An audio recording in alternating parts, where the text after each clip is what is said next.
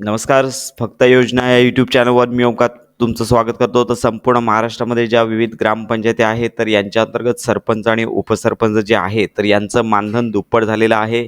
अशी महत्त्वाची घोषणा ग्रामविकास मंत्री गिरीश महाजन यांनी केलेली आहे. तर लक्षात घ्या, ज्या ग्रामपंचायतीमध्ये 2,000 पर्यंत लोकसंख्या आहे, त्या सरपंचांचे मानधन 3,000 वरून 6,000 रुपये, तर उपसरपंचांचे मानधन 1,000 रुपयावरून 2,000 रुपयापर्यंत करण्यात आलेलं आहे.